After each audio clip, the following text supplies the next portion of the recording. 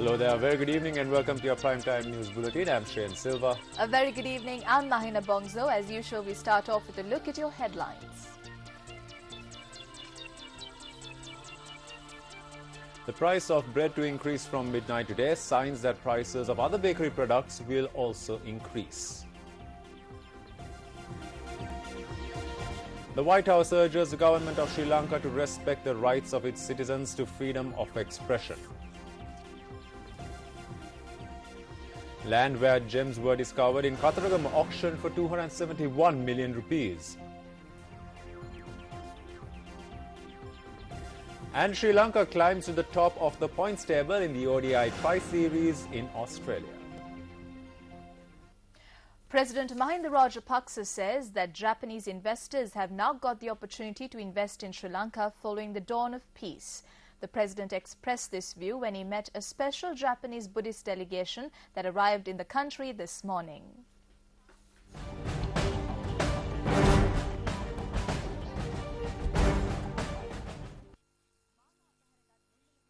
The president has emphasized that it is the government's wish to make Sri Lanka a developed country by forging ahead with the current development program and building on the unity amongst ethnicities. According to a communique issued by the president's media unit, the president has recollected the long friendship between Sri Lanka and Japan. He had also drawn attention to the fact that the two countries will be celebrating 60 years of diplomatic relations this year. Chief incumbent of the Gangoji Temple in Japan, Venerable Sujimura Thaisenthera, who is also the head of the delegation, had said that it was his wish to visit Sri Lanka for a long time. Chanting the Prajna Paramita Sutta before the Jayasri Mahabodhi tree that has been planted at temple trees, blessings were invoked upon the president and all Sri Lankans. The White House has urged the government of Sri Lanka to respect the universal right of all its citizens to express themselves freely and without fear of retribution. Now, this statement was made in a communique issued by the White House in response to a petition calling on the Obama administration to urge the release of former Army Commander Sarath Fonseca. In the communique, Assistant Secretary for the Bureau of Democracy, Human Rights and Labor at the U.S. State Department, Michael Posner, says that the United States has been following the case of Sarath Fonseca closely since he was first detained in February 2010, shortly after the presidential election.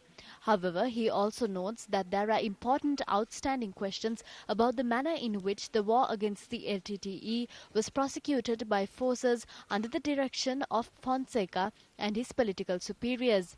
Nevertheless, the communique reads that the White House shares the concern of the petitioners about the judicial processes used to try and convict Fonseca and the wider implications his prosecution has on freedom of expression and the rule of law in Sri Lanka.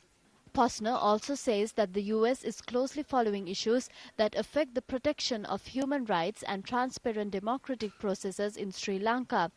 The White House also encourages the strengthening of checks and balances in Sri Lanka, consistent with the principles of a constitutional democracy. The communique also calls on the government of Sri Lanka to promote the principles of good governance, transparency, justice, democracy and independent state institutions. Deputy spokesperson of the U.S. State Department, Mark C. Toner, says that the U.S. government welcomes the Lessons Learned and Reconciliation Commission report, but noted that they are yet to see a detailed action plan on how the Sri Lankan government will implement the recommendations of the LLRC report. We think we've been very consistent in our dialogue with the government of Sri Lanka regarding the issue of reconciliation and accountability. Again, we welcome the Lessons Learned and Reconciliation Commission's report. It was a Sri Lankan undertaking which includes many strong recommendations that, when implemented, could help improve and contribute to genuine reconciliation and strengthening of democratic institutions and practices in Sri Lanka. But to date, frankly, we've not seen a detailed action plan from the government of Sri Lanka on how it's going to implement these recommendations. So I think we still encourage the government of Sri Lanka to move forward to take concrete steps on this implementation plan. And at the same time, we're working with our partners in Geneva on a resolution within the UNHRC that calls for actions on important steps towards reconciliation. But I think our goal ultimately is the same here. We want to see these recommendations implemented and so that they can help lead towards reconciliation. We've long said that we would support local efforts and want to see local efforts to address these issues, but we would also engage international mechanisms if appropriate. Meanwhile, issuing a release, the European Union has encouraged the government to act expeditiously on the LLRC recommendations. The EU believes that the implementations of these recommendations can make a significant contribution to the process of national reconciliation, including on issues such as devolution, land distribution, independence of institutions and media freedom. The EU also regrets that questions raised in the report compiled by the expert panel appointed by the UN Secretary-General have to a large extent not been reflected in the LLRC report. A demonstration was held in Kurunegala today to protest against the UN Human Rights Council sessions that are scheduled to begin on the 27th of this month in Geneva, Switzerland. The demonstration was staged opposite the Kurunegala Mosque.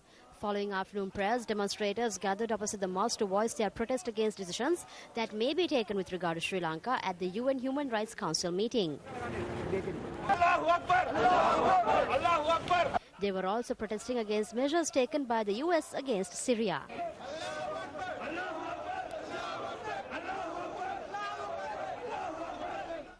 Retired Chief Justice Sarath N. Silva says that former Army Commander Sarath Fonseca is the best person that should have been sent to Geneva if discussions are to be held on war crimes at the United Nations Human Rights Council. He expressed this view at the Galle District Professionals meeting that was held at the Galle Town Hall yesterday. February මාසේ 27 වෙනිදා Geneva නුවර ජගත් මානව හිමිකම් සමුළුව පැවැත්වුණා. On the 27th of February, the United Nations Human Rights Council session will commence in Geneva. The United States will present a resolution against Sri Lanka, stating that an international investigation needs to be carried out against the alleged war crimes that had taken place in Sri Lanka. I saw in the newspapers that a delegation of 52 individuals comprising ministers G.L. Peiris and 7 other ministers are heading to Geneva. Can anyone say who is the best person that should have been sent there? I know the answer. Sarath Fonseca, who spearheaded the war, should have been sent there.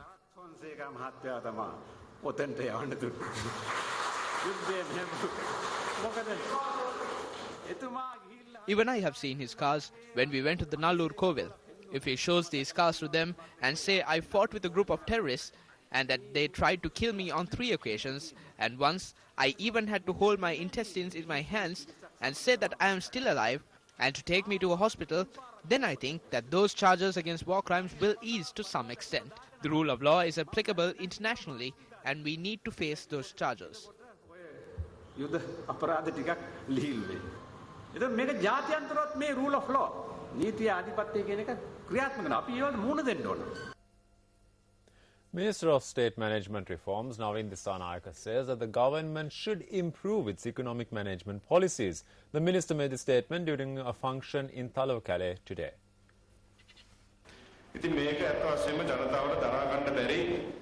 We know that the people cannot bear the cost of goods. As a government, we do not like to burden you. As sanctions were imposed by the American president, we are unable to purchase fuel from Iran, and as a result, the prices have risen. There are shortcomings on our part. Our ministers proposed to the Treasury to increase the price of fuel gradually. However, the Treasury refused this. The government should improve its policies of economic management. The President is going to launch a special program within the next 6 to 7 months in order to reduce the cost of living. We should make sacrifices for this. As ministers, we should reduce our spending. If we use 3 to 4 vehicles as backup, we need to cut down on this.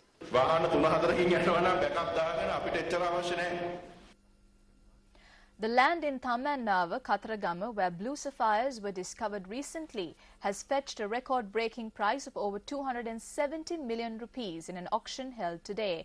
The chairman of the National Gem and Jewellery Authority, Prasad Galhena, said gems valued at over 10 billion rupees had been discovered in this land since the initial discovery. The auction, organised by the National Gem and Jewellery Authority, was held this morning at the conference hall of the Kataragama Pradeshya Sabha. Various parties arrived at the auction hall with the intention of securing a part of this gem-rich land. The country's attention has been transfixed on this land ever since gemstones were discovered by the handful. The land was divided into 49 plots ranging between 10 and 15 perches and auctioned today.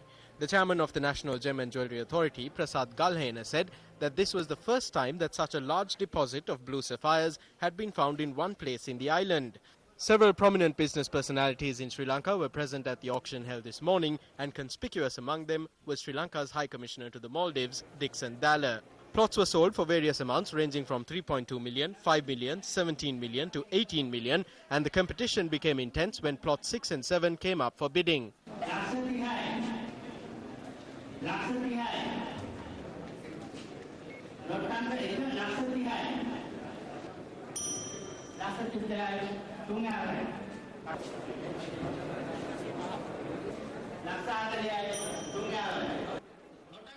The auction, which commenced this morning, concluded at 1:30 in the afternoon. Deputy Inspector General of Police in charge of the Hambantota district, Nandana Wijeratne, expressed these views at the auction.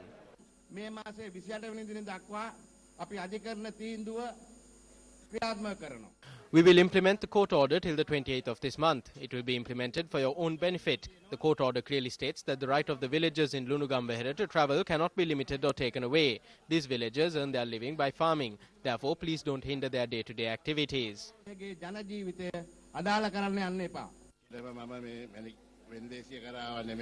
I did not arrive here for the gem auction. I came to Kathragama to honour a vow with regard to a health problem I had. I met a few officials of the National Gem and Jewellery Authority. They said it would be good if I could come here as a representative of the Gem Association. Therefore, I came here.